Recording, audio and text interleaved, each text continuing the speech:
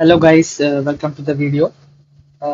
మనం fifth unit లో కొన్ని టాపిక్స్ కవర్ చేయలేదు, like the rise of all India Kisan Sabha, workers and tribal movements, issues of gender and women's movement, growth of socialist and communist movements, growth of communalism, independence and partition of India.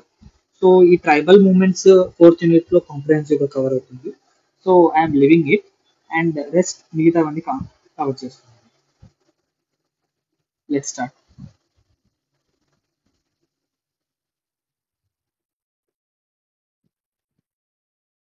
So first of all India Kisan Sabha, right? ఇది 1936 లో start అయింది. దీన్ని found చేసింది స్వామి సహజానంద సరస్వతి. ఇది Lucknow session లో 1936 లో ఈయన announce చేశారనమాట. దానికంటే ముందు ఈయన బీహార్ ప్రొవిన్షియల్ కిసాన్ సభ కూడా 1929 లో ఆయన ఫౌండ్ చేశారనమాట. సో మేజర్ గా ఈ కిసాన్ మహాసభ అంటే ఏంటి? So usually it tells about peasants, right? Farmers. So usual గా ప్రీ ఇండిపెండెన్స్ టైంలో మేజర్ గా ఇష్యూస్ ఏమున్నాయంటే, మేజర్ గా జమీందారీ ఇష్యూ ఎక్కువగా ఉంది. ఓకే, వీళ్ళు ల్యాండ్స్ ని ఎంక్రోచ్ చేసేవాళ్ళు. సో ఆ ఇష్యూస్ కి పీజెంట్స్ ఫేస్ చేసే ఇష్యూస్ మీద వీళ్ళు మేజర్ గా ఫైట్ చేసేవాళ్ళు అనమాట. దీన్ని కీ పర్సనాలిటీస్ వచ్చేసి Swami Sahajananda Saraswati founder, and NG Ranga garu, మన తెలుగు ఆయన, హిస్ ద జనరల్ సెక్రటరీ. ఇంకా ప్రామినెంట్ పర్సన్స్ వచ్చేసి నంబూద్రిపద్, శోభన్ సింగ్, అహ్మద్, రాహుల్, ఇలాంటి వాళ్ళు ఉన్నారన్నమాట. So these are the key personalities. So ముందు మనం అబ్జెక్టివ్స్ చూద్దాం, తర్వాత టైం లైన్ చూద్దాం అనమాట. సో అబ్జెక్టివ్స్ ఏంటి? మేజర్ గా స్టార్టింగ్ లో వీళ్ళు పీజెంట్స్ కి అండ్ ల్యాండ్ లార్డ్స్ అంటే జమీందార్స్ కి ఒక బ్రిడ్జ్ లా పనిచేద్దాం అనుకున్నారు అనమాట. బట్ వాళ్ళ అప్రెసివ్ యాటిట్యూడ్ వల్ల, ఇంకా చాలా డిఫరెంట్ ఆపరేషన్స్ వల్ల మెల్లిమెల్లిగా వీళ్ళు మిలిటెంట్ అప్రోచ్ అంటే నాన్ వైలెన్స్ మెథడ్ కూడా ఫాలో అవ్వాల్సి వచ్చిందనమాట. So they were against the zamindari system, they want it to be abolished. And వీళ్ళు పీజెంట్ సమస్యల కోసం ఫైట్ చేస్తూ నేషనలిస్ట్ ఐడియాలజీని కూడా స్ప్రెడ్ చేశారనమాట. And they want to redistribute the lands to the peasants. Okay, rural living standards పెంచాలనుకున్నారు. And rural labour కి జరిగే ఎక్స్ప్లాయిటేషన్ ని తగ్గించాలనుకున్నారు. దానికి అగేన్స్ట్ గా వీళ్ళు ఫైట్ చేశారు. So these are the major objectives అనమాట. సో ఒక్కసారి వీళ్ళ టైం లైన్ చూద్దాం.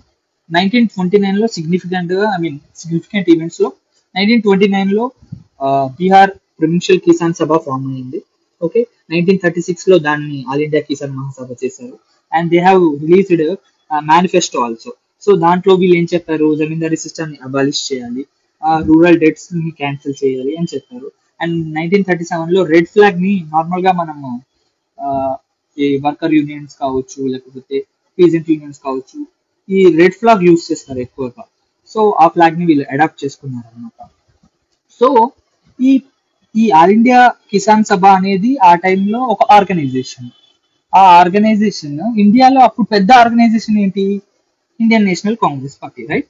So it worked like a subsidiary organisation to INC అనమాట. They held a joint meeting in Faizpur. Okay, దాంట్లో నెహ్రూ గారు కూడా అడ్రస్ చేస్తారనమాట. So they had mutual mutual goals అనమాట. ఏంటి? పీజెంట్స్ బెటర్మెంట్ కావాలి. సో ఐఎన్సీకి ఏం కావాలి? They want peasants to involve in national movement. So ఈ కిసాన్ సభ హెల్ప్ తీసుకున్నారు అనమాట, రైట్? బట్ అన్ఫార్చునేట్లీ కొన్ని ఇష్యూస్ వస్తాయి. కొన్ని ఇష్యూస్ వచ్చి హరిపురా సెషన్ లో they got divided. Congress and Kisan సభ అనేది డివైడ్ అవుతారు. అండ్ స్లోలీ ఐఎన్సీ నుండి కమ్యూనిస్ట్ పార్టీకి క్లోజ్ గా అవ్వడం స్టార్ట్ అయ్యింది. అంటే క్లోజ్ గా అవ్వడం అంటే ఏంటి అంటే, ఇక్కడ సింపుల్. అంటే ఆ ఆర్గనైజేషన్ లో కమ్యూనిస్ట్ యొక్క డామినేషన్స్ ఎక్కువ అయ్యాయి. ఇప్పుడు కిసాన్ సభ ఉంది, కిసాన్ సభలో ఎంతమంది ఉంటారు? కాంగ్రెస్ వాళ్ళు ఉంటారు, లెఫ్ట్ వింగ్ వాళ్ళు ఉంటారు, రైట్ వింగ్ వాళ్ళు ఉంటారు, కమ్యూనిస్టులు ఉంటారు, ఇలా డిఫరెంట్ డిఫరెంట్ ఐడియాలజీస్ పీపుల్స్ ఉంటారు. బట్ వీళ్ళందరి కామన్ ఏమేంటి? For the betterment of farmers, right? So అలా డిఫరెంట్ డిఫరెంట్ పీపుల్ ఒక ఆర్గనైజేషన్ కి వచ్చారు. స్లోలీ ఐఎన్సి డామినేట్ చేసేది డ్యూ టు హరిపూర్ సెషన్ లో వస్తుంది. ఏంటి అంటే మేజర్ గా Kisan Sabha wants to speak against the atrocities happening in the princely states. Okay, but INC people usual గా రిఫ్రైన్ అవుతారు అనమాట, దాని గురించి ఎక్కువగా పట్టించుకోరు. So they got some issues with them and they slowly departed with them. So మెల్లిమెల్లిగా communist party యొక్క influence Kisan మహాసభలో పెరగడం స్టార్ట్ అయింది. Communist party, rise of communist party, socialist parties, వీటి గురించి కూడా మనం డీటెయిల్ గా చదువుతాము ఈ వీడియోలోనే. సో ఓవరాల్ గా మెల్లిమెల్లిగా ఏమైంది, సోషలిస్ట్ అండ్ కమ్యూనిస్ట్ కంట్రోల్ అనేది పెరగడం స్టార్ట్ అయింది. కాంగ్రెస్ నుండి దూరం జరగడం స్టార్ట్ అయింది. యాక్చువల్లీ కాంగ్రెస్ ఏం చేసింది అంటే హరిపుర సెషన్ లో even it said that the Congress members must not hold the membership of Kisan Sabha. So they must not join. దాన్ని బ్యాన్ చేశారనమాట. రీజన్ ఏంటి? సో చెప్పాం కదా, పీజెంట్ ప్రిన్స్లీ స్టేట్ లో జరిగే పీజెంట్స్ మీద జరిగే ఇబ్బందుల్ని కాంగ్రెస్ దాని గురించి మాట్లాడడానికి రిఫర్ అయింది.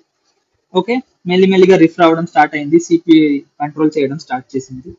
ఓకే, అండ్ అండ్ ఇంకోటి ఏంటి అంటే ఈ Kisan Mahasabha actually CPI stand అనేది ఏంటి అంటే క్విట్ ఇండియా మూవ్మెంట్ లో it did not participated or it did not supported INC, right? Why? Can anyone tell reasons? అంటే కమ్యూనిస్ట్ పార్టీకి ఇట్స్ లైక్ ఆ టైంలో ఫస్ట్ వరల్డ్ లో కమ్యూనిజం ఎక్కడ వచ్చింది? USSR, right? World war II టైంలో USSR with USA, British. So వీళ్ళందరూ ఒక alliance, right? So they don't want to create disturbance in British India. So అదొక reason. And they believed in ఏంటి అంటే revolution by people. They want stateless society. ఇంకా different reasons ఉన్నాయి, but primary reason is this one, right? So ఇది మీరు గుర్తుపెట్టుకోండి. And the leaders like NG Ranga they stood with British. Okay, and చాలా మంది even Kisan మహాసభలో అండ్ సిపిఐలో కూడా చాలా మంది దీన్ని అపోజ్ చేశారనమాట. No, we should support INC, we should stand with India అని చాలా మంది ఆర్డర్స్ ని కూడా డిసోబే చేసి they participated in the Quit India movement and other revolutionary movements అనమాట. సో ఓవరాల్ గా వీళ్ళ యొక్క ఇన్ఫ్లుయెన్స్ చూసుకుంటే because of all India Kisan Sabha 1937 లో కాంగ్రెస్ గెలిచాక ఇట్ ఇన్ఫ్లుయెన్స్డ్ కాంగ్రెస్ పాలసీస్. అంటే pro peasants, pro farmer policies చేయడానికి హెల్ప్ చేసింది. ఓకే, అండ్ స్లోగా ఇది 1938 తర్వాత కమ్యూనిజం అండ్ సోషలిస్ట్ ఐడియాలజీకి బాగా దగ్గర అయ్యింది. అండ్ ఇప్పటికి కూడా చాలా వరకు వీళ్ళు ఏంటి అంటే రూరల్ పాలిటిక్స్ లో అండ్ ల్యాండ్ రిఫార్మ్స్ అవ్వాలి అని చాలా డిమాండ్ చేశారు ఆ టైంలో. అండ్ ఇప్పటికి కూడా రూరల్ పాలిటిక్స్ లో ఇన్ఫ్లుయెన్స్ క్రియేట్ చేస్తారు. సో దీంతో మనం ఆల్ ఇండియా మహాసభ దీని గురించి అయిపోయింది. సో మేజర్ గా దీని మీద క్వశ్చన్స్ ఎలా వస్తాయి అంటే సింపుల్ గా అవుట్కమ్స్ అంటే వాళ్ళ అబ్జెక్టివ్స్ ఏంటి, వాళ్ళు ఎలాంటి లెగసీని వాళ్ళు ఏం చేశారు, వీటి మీదే ఆన్సర్స్ క్వశ్చన్స్ వస్తాయి అన్నమాట. సో చదువుకోండి accordingly. Next workers movement. So workers, so మన India is an agrarian society, right? So national movement లో డిఫరెంట్ పీపుల్ ఉన్నారు, లైక్ ఎడ్యుకేటెడ్ పీపుల్ ఉన్నారు, ఫార్మర్స్ ఉన్నారు, different religious like Hindus, Muslims ఉన్నారు, ఇంకా వర్కర్స్ ఉన్నారు, ఇలా డిఫరెంట్ యూనియన్స్ ఉన్నారు. సో నార్మల్ గా మనకి ఫ్రీడమ్ అచీవ్ చేయాలి అంటే వీళ్ళందరూ సపోర్ట్ కావాలి, రైట్? చాలా వరకు చాలా ఆర్గనైజేషన్స్ చాలా మందిని నెగ్లెక్ట్ చేశారనమాట. ఫర్ ఎగ్జాంపుల్ మన మోడరేట్స్ అనే వాళ్ళు స్టార్టింగ్ లో only upper class in the sense not in the terms of caste, but elite people నే ఎక్కువగా ఇన్ఫ్లుయెన్స్ చేయగలిగారు, రైట్? మెల్లిమెల్లిగా extremist started attracting middle class people. When Gandhiji వచ్చాక ఆయన చేసిన మూవ్మెంట్స్ కి, ఆయన టైంకి మెల్లిమెల్లిగా అది రూరల్ బేస్ అంటే కామన్ పీపుల్ ని కూడా అట్రాక్ట్ చేయడం స్టార్ట్ అయింది. డన్. సో అలాగే వర్కర్స్ మూవ్మెంట్ అంటే ఇక్కడ వీళ్ళు డైరెక్ట్ గా ఇక్కడ ఇండిపెండెన్స్ గురించి మాట్లాడట్లేదు, వాళ్ళ కండిషన్స్ గురించి మాట్లాడుతున్నాము. వాళ్ళు ఏం చేశారు, అసలు వాళ్ళ సిచ్యువేషన్ ఏంటి అనేది ఈ వీడియోలో మాట్లాడాలి. డన్. స్టార్టింగ్ లో 1870s అండ్ 90s టైంలో శశిపాద బెనర్జీ ఆయన ఏం చేస్తారంటే వర్కింగ్ మెన్స్ క్లబ్, వీళ్ళు మేజర్ గా భారత్ శ్రమజీవి అనే ఒక న్యూస్ పేపర్ చేశారు. దాని ద్వారా వర్కర్స్ యొక్క కండిషన్స్ ని, వాళ్ళు ఫేస్ చేసే ప్రాబ్లమ్స్, వాళ్ళకి కావాల్సిన డిమాండ్స్ ని పబ్లిసైజ్ చేసేవాళ్ళు అనమాట. సౌరభ్జీ షాపూర్జీ బెంగాలీ ఈయన కూడా ఏం చేస్తారు అంటే బెంగాల్ లెజిస్లేటివ్ కౌన్సిల్లో లేబర్ కండిషన్స్ బెటర్ అవ్వడం కోసం లాస్ పాస్ చేయడానికి ట్రై చేశాడు. నరేన్ మెఖన్జీ లోఖండే, ఈయన కూడా దీనబంధు అనే న్యూస్ ఛానల్ కాదు, న్యూస్ పేపర్ ని పబ్లిష్ చేశారు. అండ్ ఈయనకంటూ ఒక ఆర్గనైజేషన్ ఉండేది, Bombay mill and mill hands association. And దాంతోపాటు great India peninsular railway strike అనేది ఒకటి జరిగింది. ఓకే, దాన్ని మన తిలక్ గారి న్యూస్ పేపర్స్ ఉంటాయి, కేసరి అండ్ మరాఠా, ఓకే, దాన్ని సపోర్ట్ చేశారు. సో వర్కర్స్ మూవ్మెంట్ స్టార్టింగ్ లో సిగ్నిఫికెంట్ గా ఇవి జరిగాయి అనమాట. స్వదేశీ మూవ్మెంట్ టైంలో ఏం జరిగింది అంటే చాలా మంది సపోర్ట్ చేశారు, ఎవరిని, మన మూవ్మెంట్ ని సపోర్ట్ చేశారు అనమాట, స్వదేశీ మూవ్మెంట్ ని సపోర్ట్ చేశారు. సో ఆ టైంలో ఏం జరిగింది అనేది మనం చూద్దాం. సో దాంట్లో స్ట్రైక్స్ అశ్విని కోమన్ బెనర్జీ, ప్రభత్ కుమార్ రాయ్ చౌదరి ఇలాంటి పర్సనాలిటీస్ సపోర్ట్ చేశారనమాట. ట్రేడ్ యూనియన్స్ ఫార్మేషన్ అయ్యాయి. స్టార్టింగ్ లో వీళ్ళు చేసినా కూడా అంత సక్సెస్ అవ్వలేదు. And one of the important personalities like Chidambaram Pillai, so he's very important personality south ఇండియాలో, one of the prominent freedom fighter. Okay, ఆయన కూడా పార్టిసిపేట్ చేశాడు. సో తిలక్ గారిని స్వదేశీ మూవ్మెంట్ టైంలో అరెస్ట్ చేసినప్పుడు ఇంపార్టెంట్ స్ట్రైక్స్ కూడా చేశారనమాట, వీళ్ళు ఆర్గనైజ్ చేశారు. నెక్స్ట్ ఫస్ట్ వరల్డ్ వార్ జరిగినప్పుడు అండ్ దాని తర్వాత ఏం జరిగే సంఘటనలు చూద్దాం. యాక్చువల్లీ దీనివల్ల ఏమైందంటే వరల్డ్ వార్ అయినప్పుడు వేజెస్ అనేవి తగ్గాయి, ప్రైజెస్ అనేవి పెరగడం స్టార్ట్ అయ్యాయి. వర్కర్స్ లో ఒక డిసెంట్ అనేది స్టార్ట్ అవ్వడం స్టార్ట్ అయింది, చాలా ఇబ్బంది అయింది. ఓకే, దాంతో పాటు ఇదే టైంలో ఏమైంది అంటే రష్యన్ రెవల్యూషన్ జరిగింది. రష్యన్ రెవల్యూషన్ ఏంటి అంటే మనది అగ్రేరియన్ సొసైటీ, ఆ టైంలో యూరోప్ లో ఏంటి అంటే ఇండస్ట్రియలైజ్ సొసైటీ, దాంట్లో వర్కర్స్ అనే వాళ్ళు కీ రోల్ ప్లే చేసేవాళ్ళు అనమాట.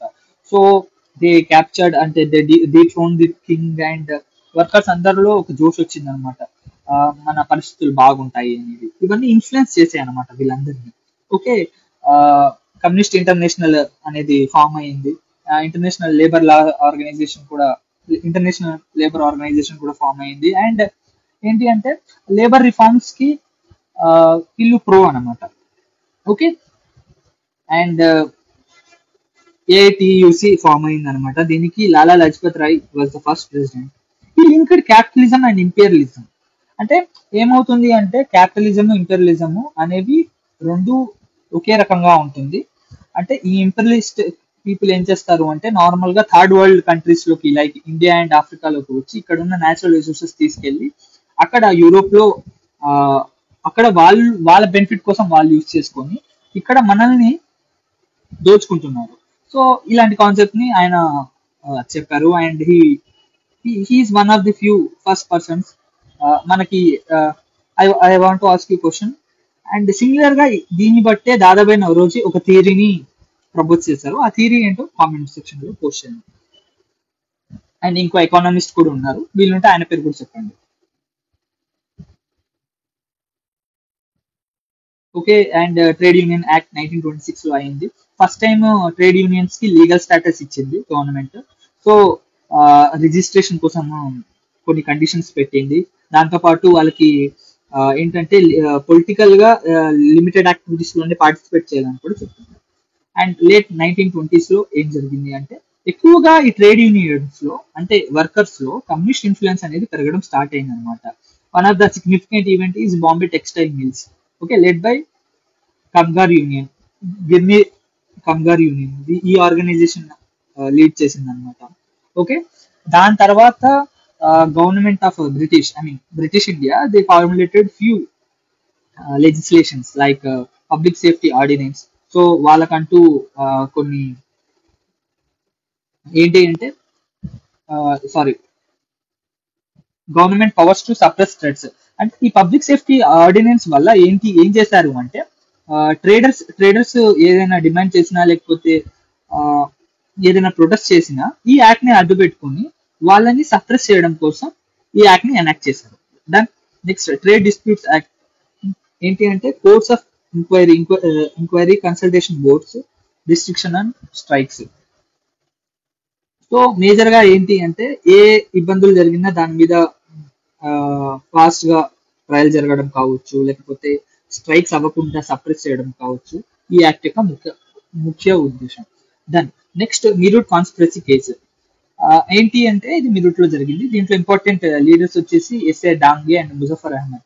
ఏంటి అంటే సింపుల్ గా వీళ్ళని అరెస్ట్ చేస్తారనమాట. ఈ 31 లేబర్ లీడర్స్ లో ఇండియన్స్ ఉంటారు, కొంతమంది బ్రిటిష్ సోషలిస్టులు కూడా ఉంటారు అనమాట. ఓకే, సో వీళ్ళని ఎందుకు అరెస్ట్ చేశారు అంటే బ్రిటిష్ గవర్నమెంట్ కి అగేన్స్ట్ గా కాన్స్పిరసీ చేస్తున్నారు.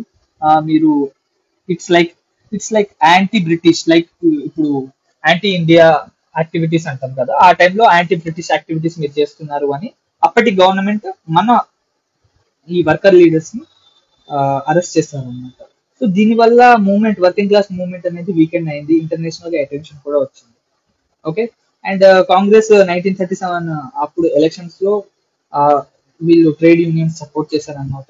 అండ్ చాలా వరకు కాంగ్రెస్ కూడా ఫేవరబుల్ లాస్ తీసుకుని వస్తారనమాట.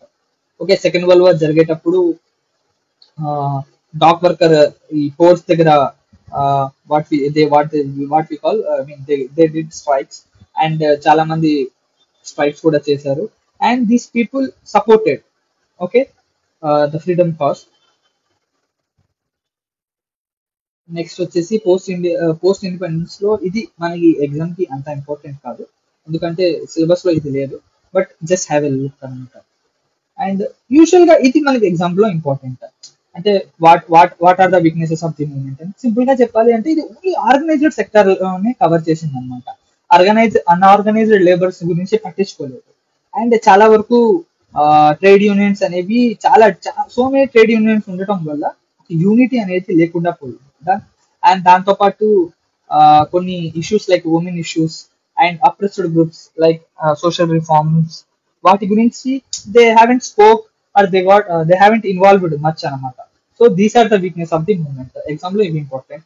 అండ్ ఇవి ఒక్కసారి చూసుకోండి, అంటే అడిషనల్ పాయింట్ కి హెల్ప్ అవుతుంది. వర్కింగ్ మెన్స్ క్లబ్ ఆర్గనైజేషన్ మన శశిపద బెనర్జీ గారు చేశారు. It's like one of the first labour organisation, labour issues గురించి మాట్లాడారు. వాళ్ళు భారత్ శ్రమజీవి అనే జర్నల్ న్యూస్ పేపర్ ని పబ్లిష్ చేశారు అనమాట. వీళ్ళు ఎక్కువగా వర్కర్స్ కి ఎడ్యుకేషన్, ట్రైనింగ్, ట్రేడ్ యూనియన్స్ మీద అవేర్నెస్ క్రియేట్ చేయడం చూశారు. Next Bombay mills hands association, Narayan Meghji Lokhande ఈయన చేశారు. ఇది Deenbandhu. Okay, it is the focused on improving mill conditions. Mill workers ఉంటారు కదా, సో వాళ్ళకని చేశారు. వీళ్ళు ఏం అచీవ్ చేశారు అంటే మేజర్ గా కీ కాంట్రిబ్యూషన్ ఏంటి అంటే వీక్లీ ఒక హాలిడే వచ్చేటట్టు వర్కింగ్ అవర్స్ రెడ్యూస్ చేశారు. అండ్ వర్కర్స్ కి కంపెన్సేషన్, ఎప్పుడైనా ఇంజురీస్, వర్క్ చేసినప్పుడు ఇంజురీస్ జరిగినప్పుడు కంపెన్సేషన్ కోసం దే హ్యావ్ ఫాట్ అనమాట. యాక్చువల్లీ దీన్ని ఈయన మూవ్ చేస్తారనమాట ఈ ఆర్గనైజేషన్ ని. అప్పుడు Tilak garu Bombay mill hands defence association ని టేకప్ చేస్తారు. అండ్ బాలగంగాధర్ తిలక్ గారు బాంబేలో నుండి ఆపరేట్ చేస్తారు. అండ్ దీన్ని స్వరాజ్ మూవ్మెంట్ టైంలో దీన్ని ఎఫెక్టివ్ గా, స్వదేశీ మూవ్మెంట్ టైంలో ఎఫెక్టివ్ గా దీన్ని యూటిలైజ్ చేసుకున్నారు. అండ్ అదే అడ్వకేటెడ్ ఫర్ స్వరాజ్ అనమాట. మనం ఫారెన్ గూడ్స్ మీద ఎక్కువగా డిపెండెంట్ అవ్వకుండా మన దగ్గర ఎక్కువగా ఉండడం, మన ఓన్ ఐటమ్స్ నే మనం చేసుకునేటట్టు ప్రాపగేటెడ్ అనమాట. అండ్ చాలా వరకు చాలా సక్సెస్ఫుల్ స్ట్రైక్స్ కూడా చేశారనమాట for the betterment of labour. So ఇవి ఇంకా డిఫరెంట్ ఆర్గనైజేషన్స్ కూడా ఉన్నాయి. జస్ట్ గో త్రూ ఇట్ అనమాట. Like Madras union, important persons. Okay, it was like first formal labour union అనమాట. సో వీళ్ళు ఏం చేశారు అంటే వర్కర్స్ కోసం ఫైట్ చేశారు. సింపుల్ ఓవరాల్ గా అబ్జెక్టివ్ ఇదే ఉంటుంది. గాంధీజీ గారిది Majoor Mahajan Sangh, okay, news paper important, non violence principles మీద చేశారనమాట. సో వర్కింగ్ కండిషన్స్ ఇంప్రూవ్ అయ్యాయి, సోషల్ వెల్ఫేర్ కోసం చూశారు. And participated in salt satyagraha. Okay, so these are the few things. Like all India trade union Congress, okay, first central trade union federation organised workers అందరినీ ఏం చేసిందంటే I'm sorry it organised workers across the India and it maintained a centralised trade union అనమాట. So these are the important themes from the workers movement. Now we will go to women movements. Okay, so we will go ఇక్కడ నుండి కాస్త I mean కొన్నిసార్లు content overlap అవుతుంది.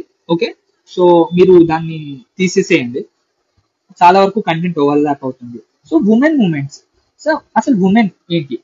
Right from ancient time women are one of the few people, అంటే like ఇప్పుడు మనం social class, I mean మన వర్ణ స్టేటస్ లో చూస్తే బ్రాహ్మిన్స్, క్షత్రియాస్, వైశ్యాస్, శూద్రస్, ఇక్కడ మన దళిత్స్ అండ్ అన్టచబుల్స్ ఉన్నారు as per that hierarchy.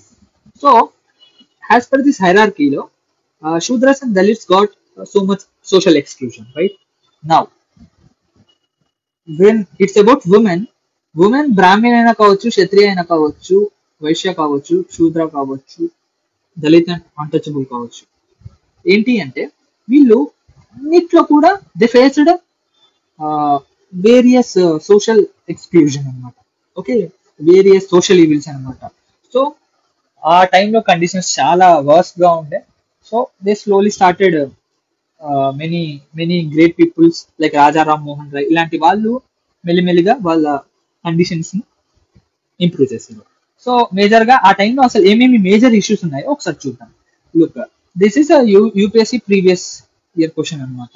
Okay, ఆ టైంలో ఏంటి ఏంటి the women's question arose in modern India as a part of 19th century social reform movement. What are the major issues? Major issues ఆ టైంలో ఏమున్నాయి అండ్ డిబేట్స్, దాని గురించి ఏంటో ఒకసారి చూద్దాం. మేజర్ గా ఏమేమి ఇష్యూస్ ఉన్నాయి? సతీ ఇష్యూ ఉంది. ఓకే, ఫీమేల్ ఇన్ఫాంటిసైడ్ ఉండే, అంటే చిన్న పిల్లలు పుట్టిన వెంటనే చంపేయడం, ఆడపిల్లలు అయితే చైల్డ్ మ్యారేజ్ ఉండే, విడో రీమ్యారేజెస్ అనేది ఎగెన్స్ట్ గా ఉండే అనమాట. ఓకే, వాళ్ళని విడోని ఆస్పిషియస్ ఉమెన్ గా చూసేవాళ్ళు అనమాట. ముందు వస్తే వాళ్ళు ఎటైనా కార్యానికి వెళ్ళేటప్పుడు విడో ఉమెన్ ముందొస్తే వాళ్ళని ఐ మీన్ ఒక ఇన్ఆస్పిషియస్ గా చూసేవాళ్ళని అనమాట.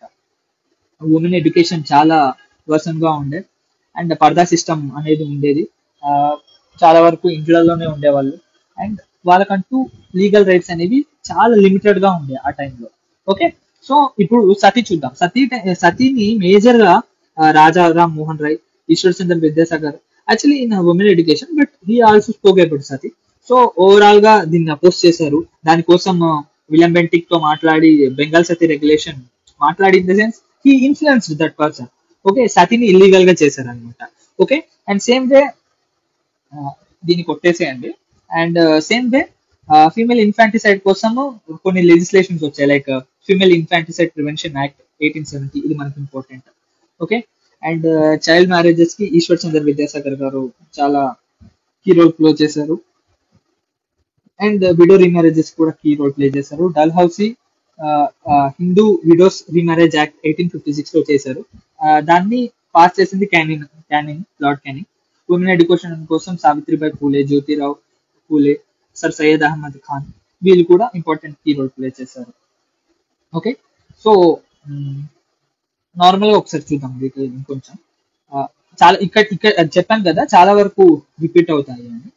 అండ్ ఉమెన్ కి కంపల్సరీ ఎడ్యుకేషన్ ఉండాలి అని ఆర్య సమాజ్ దయానంద సరస్వతి గారు కూడా ఆర్య కన్యా పాఠశాల ఎస్టాబ్లిష్ చేశారు. దెన్ ఆయన హిందూయిజం లో ఉన్న సోషల్ ఈవిల్స్ గురించి ఫైట్ చేశారు. అండ్ ఇక్కడ ఇంకా డీటెయిల్ గా ఎక్కువ పర్సనాలిటీస్ ఉన్నారనమాట. లైక్ విడో రీమ్యారేజెస్ యాక్ట్ కోసం ఎవరెవరు ఇంకా ఫైట్ చేశారు, లైక్ కేశవ్ చంద్ర సింగ్, డికే కార్వే, కందుకూరి వీరేశలింగం గారు, ఇలా డిఫరెంట్ డిఫరెంట్ పీపుల్స్ ఉన్నారు. Just go through it. Like child marriages కోసం విద్యాసాగర్, మహాదేవ్, గోవింద్ రన్నడే ఇలాంటి వాళ్ళు కూడా చేశారు. Then go through it and వాళ్ళ వాళ్ళ గురించి కొన్ని ఇంపార్టెంట్ కాంట్రిబ్యూషన్స్ కూడా ఉన్నాయి, చూసుకోండి. సో ఉమెన్ మూమెంట్స్ జరగడం కోసం అంటే ఎలాంటి ఫ్యాక్టర్స్ హెల్ప్ అయ్యాయి అంటే, ఫస్ట్ ఆఫ్ ఆల్ ఏంటి అంటే రిఫార్మ్స్ తీసుకుని రావాలి అనుకున్నారు. కొన్ని కొన్ని ఆర్గనైజేషన్స్ ఉంది, బ్రహ్మ సమాజ్ కావచ్చు, లైక్ ఆర్య సమాజ్ కావచ్చు, వీళ్ళందరూ they issued few issues. I mean they addressed few issues like sati ఉండే, విడో రీమ్యారేజెస్ ఉండే, ఫీమేల్ ఎడ్యుకేషన్ ని పెంచాలనుకున్నారు, పర్దా సిస్టమ్ అగేన్స్ట్ గా ఉండే. ఓకే, పాలిగమీని ఎండ్ చేయాలనుకున్నారు, డౌరీ సిస్టమ్ అగేన్స్ట్ గా మాట్లాడారు. ఓకే, సో ఇవి వీళ్ళు ఏం చేశారు అంటే ఇలాంటి ఆర్గనైజేషన్స్ ఉమెన్ మూమెంట్స్ కి హెల్ప్ అయ్యాయి. And famous famous social reformers కూడా ఏంటి అంటే ఈ చైల్డ్ మ్యారేజెస్ ఇలాంటి వాటికి అగేన్స్ట్ గా మాట్లాడడం వల్ల ఉమెన్స్ లో అవేర్నెస్ రావడం జరిగింది. Key people like Rajaram Mohan Roy, Ishwar Chandra Vidyasagar, Maharshi Karve, so they have contributed a lot, right? And social normal గా మెల్లిమెల్లిగా ఈ సోషల్ రిఫార్మ్ మూవ్మెంట్స్ అనేవి పెరగడం స్టార్ట్ అయ్యాయి. it helped women education, it helped the status of women better అన్నమాట. అండ్ మేల్ డామినేషన్ కి against గా education రావడం వల్ల they started speaking about the gender roles, ఇలాంటివి హెల్ప్ అయ్యాయి. Go through it, just important points మీకు అర్థమవుతుంది. అండ్ ఇంపార్టెంట్ లెజిస్లేషన్స్, ఇవి మనకి ఎగ్జామ్ పాయింట్ ఆఫ్ వ్యూలో కూడా ఇంపార్టెంట్. ఓకే, లైక్ సతీని ఇల్లీగల్ గా చేశారు 1829 లో. ఓకే, ఫీమేల్ ఇన్ఫాంటిసైడ్ గురించి ఆల్రెడీ 1795 లో కూడా ఒక లా ఉండే. ఓకే, అండ్ లా ఆఫ్ 1870లో ఫీమేల్ చిల్డ్రన్ పుట్టిన వెంటనే దాన్ని రికార్డ్ చేయడం లీగలైజ్ చేశారు, ఐ మీన్ ఫార్మల్ చేశారు. అండ్ 1856లో విడో రీమ్యారేజ్ గురించి ఉండే. అండ్ ఏజ్ ఆఫ్ కన్సెంట్ లో మినిమం మ్యారేజ్ ని 10 to 12 కి చేశారు. శారదా యాక్ట్ ప్రకారము దాన్ని ఉమెన్ కి 18 చేశారు, బాయ్స్ కి 14 చేశారు. So these are the few important things. 1879లో మళ్ళీ దీన్ని 18 కి చేశారు. బాయ్స్ కూడా 18 కి చేశారు, 18 నుండి 21 కి చేశారు. So these are the few important things, like Bethune school, women medical service. Go through it, go through it. So women property right కోసం Hindu women's right to property act. Okay, and women working conditions కోసం ఈ act ఉంది. So ఈ acts అనేవి important. ఒకసారి చాలా simple lines లో define చేస్తాను, గో త్రూ ఇట్. సో దీనివల్ల మీకు ఏమవుతుంది అంటే ఆన్సర్ రైటింగ్ అప్పుడు మీకు ఈ అడిషనల్ యాడన్స్ ఆర్ డైరెక్ట్ గా దీని మీద కూడా క్వశ్చన్ రావచ్చు. Done. So this is the latest legislation acts. ఇప్పుడు మనం ఏం చూద్దాము అంటే, let's look after the women's contribution in Indian freedom struggle. ఇది ఇంకో యూపీఎస్సీ క్వశ్చన్ అనమాట. ఏమడిగారు, Indian freedom struggle highlighting their defiance of barriers of age, gender and religion. Okay, women role, వీళ్ళు డిఫరెంట్ బ్యారియర్స్, లైక్ వాళ్ళ age కాకుండా gender, religion ఇవన్నీ ఏమి చూడకుండా చాలా మంది ఉమెన్స్ ఫ్రీడమ్ మూవ్మెంట్ లో పార్టిసిపేట్ చేశారు.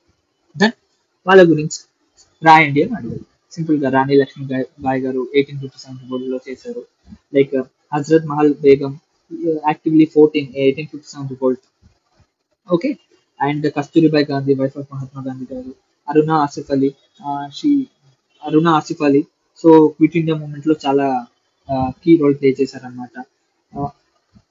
అండ్ సరోజిని నాయుడు గారు, she is nightingale of India, and she played very key role, whether it's round table conference or whether anything.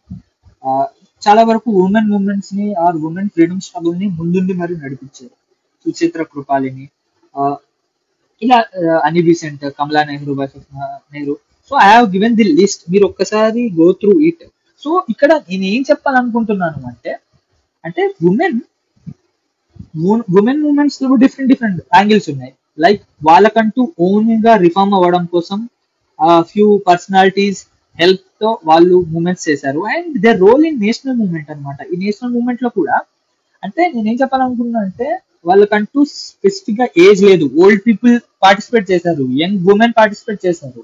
Okay, and ఇక్కడ అన్ని basic, she's not even from our India. Okay, ఆమె participate చేశారు. Okay, few Muslim women's participate చేశారు, rural urban background నుండి వచ్చారు. సో ఇంతమంది ఏం చేశారు అంటే ఇండియన్ ఫ్రీడమ్ స్ట్రగుల్లో పార్టిసిపేట్ చేశారు. They haven't seen any barriers అనమాట. Okay, this is one of the important thing. And దీని మీద కూడా క్వశ్చన్ రావచ్చు, just go through it detail. And వీళ్ళు ఏం చేశారు, ఇది మనకి ఇంపార్టెంట్. అసలు ఏం చేశారు అంటే ప్రజలందరినీ మొబిలైజ్ చేయడంలో కీ రోల్ ప్లే చేశారు. సివిల్ డిసొబీడియన్స్ మూవ్మెంట్ లో చాలా కీ రోల్ ప్లే చేశారు. లైక్ షాప్స్ ని బంద్ చేయడం కావచ్చు, ప్రతిదాన్ని ఆర్గనైజ్ చేయడం కావచ్చు. అండ్ ఫ్రీడమ్ ఫ్రీడమ్ ఫైటర్స్ ని ఎవరినైతే జైల్లో వేస్తారో అప్పుడు వాళ్ళందరి కోసం, వాళ్ళు జైల్లో ఉంటే వీళ్ళు గ్రౌండ్ లో పార్టిసిపేట్ చేయడం కావచ్చు, సాల్ సత్యాగ్రహాలు కావచ్చు. లైక్ సరోజిని నాయుడు, కస్తూరిబాయి గాంధీ, వీళ్ళందరూ చాలా ఇంపార్టెంట్ కీ రోల్ ప్లే చేశారనమాట. Okay, they promoted khadi. Okay, education and empowerment కోసం కూడా వాళ్ళు they have work for them. Okay, and gender equality కోసం they have advocated gender equality. Okay, like all India women conference, ఇలాంటి organisation setup చేసి women position ని ఇంకా enhance చేశారు, ఇంకా బెటర్ చేశారు. దెన్ అండ్ గ్రాస్ రూట్ లెవెల్లో కూడా ఎక్కువగా ఉమెన్ రూల్ అనేది గ్రాస్ రూట్ లెవెల్లో చాలా ఇంపార్టెంట్. ఎందుకంటే ఆ లోకల్ లెవెల్లో వాళ్ళందరినీ ఆర్గనైజ్ చేసి ప్రాపర్ గా ప్రాపగేట్ చేసి ఫ్రీడమ్ యొక్క ఎసెన్స్ ని అర్థమయ్యేలా చెప్పడంలో వీళ్ళు చాలా కీ రోల్ ప్లే చేశారు. And the role of Indian women is really significant in Indian freedom story. Then so మనం ఇది కూడా కంప్లీట్ చేస్తాం. Now growth of socialism, communism. Now, can anyone tell me what is the difference between socialism and communism? I know it's running video. So, what I want to say is, simple గా చెప్పాలి అంటే socialism యొక్క extreme form is communism. Okay, ఇక్కడ ఏంటంటే ప్రతిదీ state control చేయాలనుకుంటారు. It's like anarchy, state అంటూ ఏమీ లేదు, మొత్తం పీపులే చేసుకుంటారు. ఓకే, అని ఎక్స్ట్రీమ్ ఫార్మ్ గా ఉంటుంది అనమాట. అసలు ప్రైవేట్ ప్రాపర్టీ ఉండకూడదు, అసలు ఏది ఉండకూడదు, మొత్తం ఎక్స్ట్రీమ్ సెంట్రలైజ్డ్ గా ఉంటుంది అనమాట. కమ్యూనిజం యొక్క లైటర్ వర్షన్ సోషలిజం, దీని యొక్క extreme version communism. Then so అసలు ఈ సోషలిస్ట్ ఫేజ్ లో ఎలాంటి రోల్ ప్లే చేశారు, యూజువల్ గా వాళ్ళ ఐడియాలజీస్ ఎలాగా ఉండేది చూస్తే చాలా వరకు దేవర్ ప్రోగ్రెసివ్. ఈక్వాలిటీ కావాలి అన్నారు, అండ్ సోషల్ ఎకనామిక్ హెరార్కీస్ ని చేయాలి, రిచ్ పూర్ అంటూ ఉండకూడదు, అందరి సమానత్వం కావాలని దేవర్ డెమోక్రటిక్ అండ్ సెక్యులర్. ఓకే, అందరికి సమానత్వం రావాలి, అందరికి ఈక్వాలిటీ రావాలి, అన్ని రిలీజియస్ హార్మనీ ఉండాలి, ఎటువంటి రిస్ట్రిక్షన్స్ ఉండకూడదు, అందరు all men are equal, all women are equal అనే ఐడియాలజీతో ఉన్నారు. చాలా వరకు పీజెంట్ మూమెంట్స్, వర్కర్ మూమెంట్స్ ని మొబిలైజ్ చేయడంలో, మిడిల్ క్లాస్ పీపుల్ ని అట్రాక్ట్ చేయడంలో they succeeded too much and they were radical in outlook. చాలా వరకు ఎక్స్ట్రీమ్ గా ఉండే, కొన్నిసార్లలో నాన్ వైలెన్స్ మెథడ్ కూడా యూజ్ చేశారు. అండ్ కొన్ని సందర్భాలలో వీలున్నంత వరకు నాన్ వైలెన్స్ కి దూరంగా కూడా ఉన్నారు. Okay, this is one of the unique feature. They want social and economic freedom. అంటే సింపుల్ గా we don't want just freedom. ఇవాళ బ్రిటిష్ వాడు ఉన్నాడు, ఓకే, వాడు వెళ్ళిపోతాడు, వాడు వెళ్ళిపోయేటప్పుడు రిచ్ ఇండియన్స్ కి ఇస్తాడు. అండ్ సేమ్ ఇక్కడ జస్ట్ పర్సన్స్ మారుతారు, బట్ కింద లోకల్ పీపుల్ మాత్రం సఫరింగ్ అనేది మారదు.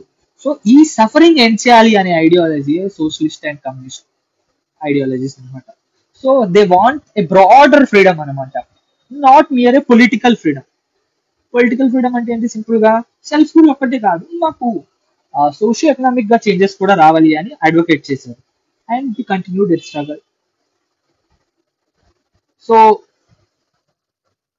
చాలా వరకు ఓవర్ ల్యాపింగ్ అనమాట, ఇది కూడా చాలా వరకు ఓవర్ ల్యాపింగ్ థింగ్స్ అయ్యి జస్ట్ చాలా వరకు రాడికల్ ఇన్ నేచర్ ఉండే సోషియో ఇన్ఈక్వాలిటీస్ గురించి ఇందాకే మాట్లాడుతున్నాను.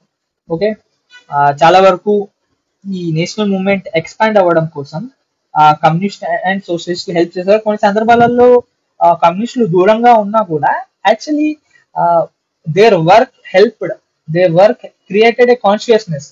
సరే ముందు బ్రిటిష్ వాడిని పంపిద్దాము, మనోడు వస్తే మనోడితో మనం మాట్లాడుకొని సోషల్ ఇన్ఈక్వాలిటీస్ ని రిమూవ్ చేసుకుందాం అనే మైండ్ సెట్ ఆటోమేటిక్ గా ఇండియన్స్ లో క్రియేట్ అయిపోయింది అనమాట. Okay, and Purna Swaraj, complete independence, అప్పట్లో స్టార్టింగ్ లో డొమినియన్ స్టేటస్ ఇవన్నీ అడిగారు అనమాట. బట్ 1929, 1939 లాహోర్ సెషన్ లో పూర్ణ స్వరాజ్ కోసం మన Indian National Congress party passed resolution. అంటే ఈ ఐడియాస్ రావడానికి ఈ సోషలిస్ట్ అండ్ కమ్యూనిస్ట్ ఐడియాలజీస్ అనేవి ఒక రకంగా దే సా ద సీడ్స్ అనమాట. ఓకే, సో మనం కాంగ్రెస్ సోషలిస్ట్ పార్టీ గురించి ఒకసారి చూద్దాము. దీన్ని జయప్రకాష్ నారాయణ గారు, ఆచార్య నరేంద్ర దేవ్ గారు ఫౌండ్ చేశారు. ఓకే, ఈ ఐడియాలజీస్ మేజర్ గా రీజన్ ఏంటి అంటే వీళ్ళు ఎక్కువగా సోషలిజం, ఐఎన్సీలోనే ఉంటూ వీళ్ళు ఎక్స్ట్రీమ్ సోషలిస్ట్ గా ఉండేవాళ్ళు అనమాట. సో ఐఎన్సీ లీడర్షిప్ కూడా ఒక రకంగా చాలా మంది ఇప్పుడు క్యాపిటలిస్ట్ పీపుల్స్ ఆ టైంలో కామన్ పీపుల్ ఆ లీడర్షిప్ కి వెళ్ళడం అనేది చాలా రేర్, రైట్? సో చాలా వరకు ఇండస్ట్రియలిస్టులు, క్యాపిటలిస్టులే ఉండేవాళ్ళు అనమాట. They were suspicious about this socialism, రేపు మనకి రివర్స్ అవుతుందని ఫుల్ హార్టెడ్ గా, హోల్ హార్టెడ్ గా they haven't supported these things అనమాట. అండ్ గ్లోబల్ ఈవెంట్స్ కూడా, రష్యన్ రెవల్యూషన్ ఇలాంటి ఈవెంట్స్ ఏం చేశాయంటే వర్కింగ్ క్లాస్ పీపుల్ కాన్ఫిడెన్స్ ఇచ్చాయన్నమాట. Yes we can do it. Okay, మనం తలుచుకుంటే మన సిచ్యువేషన్స్ ని మనం బెటర్మెంట్ చేసుకోవచ్చు, దానికోసం మనం మూవ్మెంట్స్ చేయాలి అనే ఒక ఐడియాలజీని, ఒక ఫేత్ ని ఇన్స్టిల్ చేసింది. ఓకే, ఈ ఎకనామిక్ ఇన్ఈక్వాలిటీస్ ని మనం అంతం చేయాలి. సో దీనివల్ల మాస్ మొబిలైజేషన్ ఇవన్నీ బాగా జరిగాయి అన్నమాట. సో ఈ రీజన్స్ వల్ల ఐఎన్సి నుండి సపరేట్ ఆర్గనైజేషన్ గా ఫామ్ చేశారనమాట కాంగ్రెస్ సోషలిస్ట్ పార్టీ. ఒక రకంగా చెప్పాలి అంటే they work separately but with INC. ఒక రకంగా ఇట్స్ సిస్టర్ ఆర్గనైజేషన్ అని అనొచ్చు. ఓకే, సో యూజువల్ గా they were inspired from Marxist ideas. Okay, Karl Marx గురించి అందరికీ తెలుసు. సింపుల్ గా ఆయన ఏం చెప్తాడు అంటే,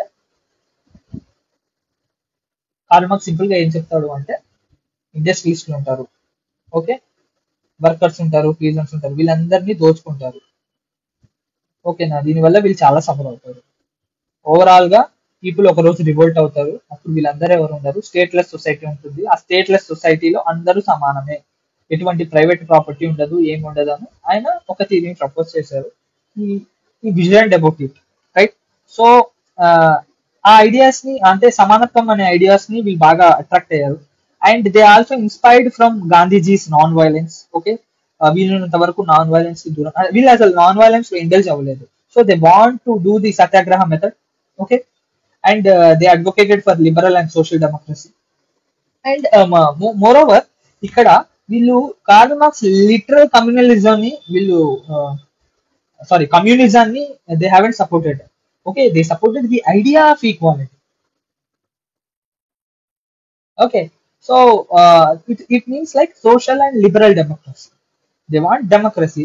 It's for pro people అన్నమాట. Okay, and they had allegiance with INC party. ఐఎన్సీతో కలిసి పనిచేశారు. ఓకే, అండ్ ఫ్రీడమ్ స్ట్రగుల్లో ఇండియా ఇండిపెండెన్స్ కోసం కాంట్రిబ్యూట్ చేశారు. అండ్ మిడిల్ క్లాస్ సపోర్ట్ ని బ్రాడెన్ చేశారు. చెప్పాను కదా, అంటే మన ఈ ఫ్రీడమ్ స్ట్రగుల్ ఎలా జరిగింది అంటే, చాలా మంది అంటారు ఒక గాంధీజీ వల్ల రాలేదు, లేకపోతే సుభాష్ చంద్రబోస్ చాలా మంది కాంట్రిబ్యూట్ చేశారు, లేకపోతే మోడరేట్స్ అనే వాళ్ళు ఏం కాంట్రిబ్యూట్ చేయలేదు, ఎక్స్ట్రీమిస్ట్లు దాన్ని బ్రాడెన్ చేశారు, గాంధీజీ దాన్ని ఫార్వర్డ్ చేశారు అని అంటారు. ఇలా డిఫరెన్స్ ఆఫ్ ఒపీనియన్స్ ఉన్నాయి. అంటే ఇక్కడ నేనేం చెప్పాలనుకుంటున్నా అంటే, ఒక్కొక్కరు వాళ్ళ రోల్స్ ని ఫుల్ఫిల్ చేశారు. వీళ్ళు ఎలిట్స్ ని తీసుకొని వచ్చారు, మిడిల్ క్లాస్ ని తీసుకొని వచ్చారు, రూరల్ బేస్ ని వైడెన్ చేశారు. Same way Congress socialist party కూడా మిడిల్ క్లాస్ పీపుల్ ని బాగా అట్రాక్ట్ చేసింది అనమాట. Okay, they also advocated the abolition of capitalism ఉండకూడదు. ఓకే, జమీందారీ సిస్టమ్ ని అబాలిష్ చేయాలి, ప్రిన్స్లీ స్టేట్స్ ని తీసేసేయాలి. అంటే princely states they were not directly under the control of British. Okay, they were independent అనమాట. వాటిని బ్రిటిష్ వాళ్ళు ఆక్యుపై చేసుకునే సత్తా ఉన్నా కూడా వాళ్ళు బాగానే ఉండడం వల్ల they just maintain good relations with them. Okay, so communist ideologies గురించి ఒకసారి చూద్దాం. ఓకే, రెండింటిని కంపేర్ చేస్తూ చూద్దాం అనమాట. ఓకే, కమ్యూనిస్ట్ పార్టీ ఆఫ్ ఇండియాని ఎంఎన్ రాయ్ గారు తాష్కంట్ లో 1920లో ఉన్నప్పుడు ఫామ్ చేశారు. That MN Roy is very very wonderful person, very intellectual person అనమాట. అంటే ఆ టైంలోనే ఇంటర్నేషనల్ ఇమేజ్ ని, కమ్యూనిస్ట్ ఇంటర్నేషనల్ లో ఒక ఇంటర్నేషనల్ ఇమేజ్ ని పొందారు అనమాట. Even they had few issues with Stalin. ఆ టైంలో డైరెక్ట్ యుఎస్ఎస్ఆర్ లో కూడా చాలా కీ రోల్ ప్లే చేశారు అనమాట. సో ఆయన మన ఇండియన్ కమ్యూనిస్ట్ పార్టీని ఫామ్ చేశారు. దెన్ సో అలా మెల్లిమెల్లిగా కమ్యూనిస్ట్ పార్టీ ఎదగడం స్టార్ట్ అయింది. సో ఇద్దరు ఐడియాలజీస్ ని అండ్ వాళ్ళు నేషనల్ మూవ్మెంట్ లో ఎలా బిహేవ్ చేశారని చూద్దాం. Actually Britishers were too harsh on communist people. Okay, వాళ్ళ మీద చాలా కేసెస్ పెట్టారు, like Peshawar conspiracy case, Bolshevik conspiracy case, ఇలా డిఫరెంట్ కేసెస్ పెట్టి వీళ్ళని అరెస్ట్ చేశారు కమ్యూనిస్టులు కేసు. ఓకే, అంటే నేను అర్థం కాని వాళ్ళ కోసం చెప్తున్నాను. Communism, socialism it's like equality అనే దాంట్లోనే వీళ్ళిద్దరు కామన్ ఐడియాలజీ ఏంటి అంటే అందరూ ఈక్వల్ గా ఉండాలని అనుకుంటారు. కమ్యూనిస్ట్ వేర్ రాడికల్స్, సింపుల్ గా చెప్పాలంటే దేవర్ రాడికల్స్, స్టేట్లెస్ సొసైటీ కావాలనుకుంటారు. Socialist were like okay, state control ఉండాలి, గవర్నమెంట్ ఉండాలి, ఆ గవర్నమెంట్ కంట్రోల్లోనే ప్రతిదీ ఉండాలి, లైక్ ప్రైవేట్ ప్రాపర్టీ ఉన్నా కూడా లిమిటెడ్ గా ఉండాలి. ఓకే, అందరూ సమానంగా ఈక్వల్ గా ఉండాలి, అందరికి ఈక్వల్ ఇన్కమ్ ఉండాలి. అంటే ఒక ఇట్స్ లైక్ మోర్ లిబరల్ అనమాట. ఓకే, సో వీళ్ళు లిబరల్ గా ఉండటం వల్ల వీళ్ళ మీద బ్రిటిష్ గవర్నమెంట్ పెద్దగా పెద్దగా ఎటువంటి ప్రాబ్లమ్స్ లేకుండే బ్రిటిష్ వాళ్ళకి వీళ్ళ ప్రాబ్లమ్సే కాదు socialist leaders. The major problem is communist leaders. So కాబట్టి వీళ్ళ మీద కేసెస్ పెట్టారు, వీళ్ళ మీద తక్కువగా comparatively less harm to this people అనమాట. ఎక్కువ now next Meerut conspiracy case మనం ఆల్రెడీ చూసాం అనమాట. అది చాలా సెన్సేషన్ అయింది, చాలా మందిని అరెస్ట్ చేశారు. అప్పటికే నెహ్రూజీ, గాంధీజీ లాంటి పెద్ద పెద్ద లీడర్స్ వెళ్ళి వాళ్ళని కలిశారు. ఓకే, నెక్స్ట్ వీళ్ళు ఏం చేశారు అంటే ఐఎన్సీతో టచ్ లో ఉన్నారు. But what they felt is they are no one, they are like bourgeois class.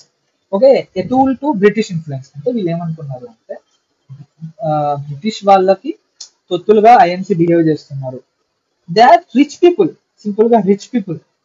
Okay, రేపు బ్రిటిష్ వాళ్ళు వెళ్ళిపోతే వీళ్ళే మనల్ని రూల్ చేశారు. సో వీళ్ళు బ్రిటిష్ వాళ్ళు వీళ్ళని యూజ్ చేసుకొని ఇండియన్ కంట్రోల్ చేస్తున్నారని బిలీవ్ చేశారు అనమాట. But same way they encouraged their members to join in INC and influence INC policies and leaders. Okay, వేరే సోషలిస్ట్ ఐడియాలజీలో ఉన్న వాళ్ళు చాలా వరకు డైరెక్ట్ గా కాంగ్రెస్ తోనే వర్క్ చేశారు. డైరెక్ట్ గా then they work with Congress. Laterly they dissatisfied with Gandhian ideology. But overall గా ఈ పార్టీ అనేది చాలా వరకు కలిసికట్టుగానే పనిచేసింది కాంగ్రెస్ తో. ఓకే, ఇది చాలా వరకు సెంట్రలైజ్డ్ కమ్యూనిస్ట్ పార్టీ సిస్టమ్ ఉండేది.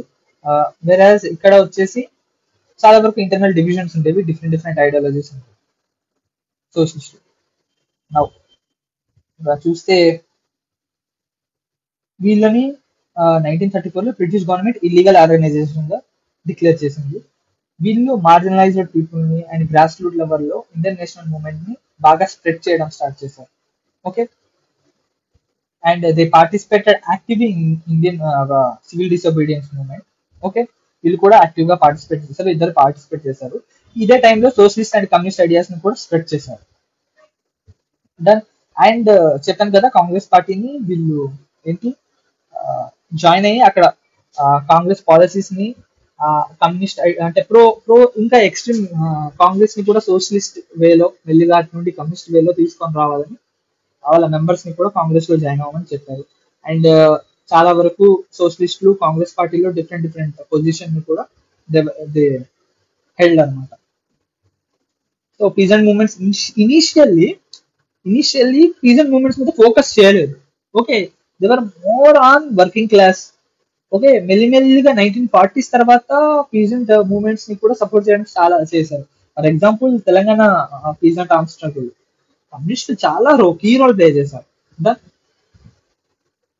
అండ్ నెక్స్ట్ వచ్చేసి అదే కాంగ్రెస్ సోషలిస్ట్ పార్టీ ఫామ్ అయింది. వీళ్ళు డిఫరెంట్ సోషలిస్ట్ వాళ్ళు పంజాబ్ లో, కేరళలో, ఆంధ్రప్రదేశ్ లో ఇలా జరిగిన డిఫరెంట్ పీజన్ స్ట్రగుల్స్ లో ఫామ్ అయ్యారు, ఐ మీన్ యాక్టివ్లీ పార్టిసిపేట్ అయ్యారు అనమాట. ఓకే, అండ్ మార్క్సిజం పరంగా చెప్పాను కదా, they socialist liked the idea of Marxist and Soviets, but they distanced themselves. Okay, మేము మాకంటూ ఓన్ గా మేము ఇండియాకి సూటబుల్ అయ్యేలా మేము చేసుకుంటాము. And they were like liberal democracy, social డెమోక్రసీకి ప్రోగా ఉంది. They want like USSR type లో ఒక గవర్నమెంట్ ని ఎస్టాబ్లిష్ చేయాలి అని కమ్యూనిస్ట్ పార్టీ వాళ్ళు ఉంటాయి. సో ఓవరాల్ గా ఈ growth of socialist ideas or social communism లో ఏంటి అంటే చాలా వరకు ఈ సోషలిస్ట్ ఐడియాలజీ అనేది మన ఇండియన్ నేషనల్ మూవ్మెంట్ లో చాలా కీ రోల్ గా ఉండేది అండ్ కాంగ్రెస్ ని చాలా వరకు ఇన్ఫ్లుయెన్స్ చేసింది. అందుకే ఈ రోజు మనం చూస్తే ఇప్పటికీ కమ్యూనిస్ట్ పార్టీ ఉంది, రైట్, బీజేపీ ఉంది, రైట్, కాంగ్రెస్ ఉంది. కాంగ్రెస్ ఇప్పుడు బీజేపీని మనం రైట్ వింగ్ పార్టీ అంటాం, వీళ్ళని లెఫ్ట్ వింగ్ పార్టీ అంటాం. మరి కాంగ్రెస్ ఏంటి? Congress is centralist party. Centralist party అంటే కాదు, ఇట్స్ సెంట్రల్ లెఫ్ట్ పార్టీ. అంటే ఇట్స్ సెంట్రలిస్ట్ అంటే వీళ్ళలాగా ఇటు రైట్ వింగ్ కి ఎక్స్ట్రీమ్ కాదు, లెఫ్ట్ వింగ్ కి ఎక్స్ట్రీమ్ కాదు, but it is inclined towards left wing. Left wing కి లిబరల్ ఫార్మ్ ఏంటి? Socialism. So it's like socialist, కొంచెం సోషలిస్ట్ ఐడియాలజీస్ ఎక్కువగా ఉంటాయి కాంగ్రెస్ ఇప్పటికి కూడా. This is one of the reason for the rural mass support అనమాట. Then so communist parties కూడా చాలా వరకు సపోర్ట్ చేశాయి అనమాట, ఇన్ఫ్లుయెన్స్ చేశాయి. So this is the thing. Now now another topic,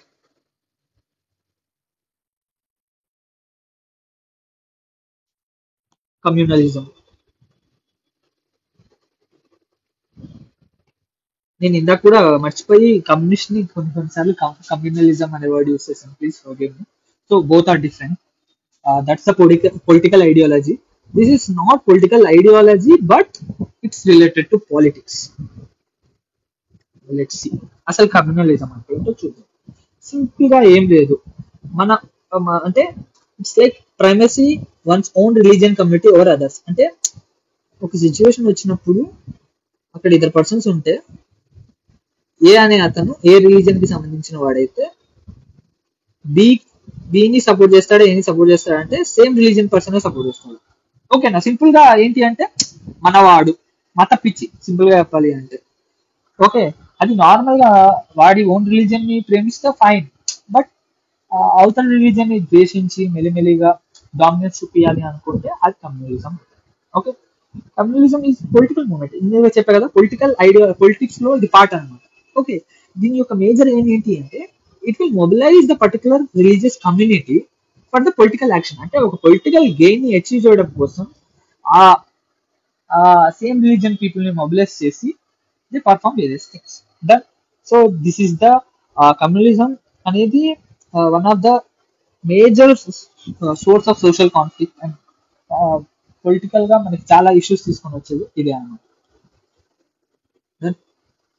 no ఒకసారి మనం ఫేజెస్ గా చూద్దాం. ఇక్కడ లిబరల్ ఫేజ్, ఎక్స్ట్రీమ్ ఫేజ్ ఉంది.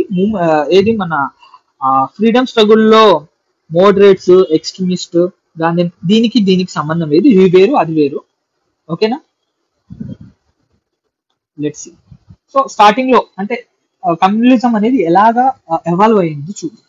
సో చాలా వరకు 1857 రివోల్ట్ తర్వాత బ్రిటిష్ వాళ్ళు హిందూస్ కి ఎక్కువగా ఫేవర్ చేయడం స్టార్ట్ చేశారు. రీజన్ ఏంటి అంటే 1857 రివోల్ట్ లో British was more suspicious about Muslims, I mean Muslim rulers, Muslim soldiers, వాళ్ళ మీద ఎక్కువగా సస్పిషియస్ గా ఉండేది. రీజన్ ఏంటి అంటే దే స్టార్టెడ్ అంటే లైక్ మొఘల్ ఎంపరర్ అని కింగ్ గా డిక్లేర్ చేసుకున్నారు. అంటే they literally played a key role అనమాట.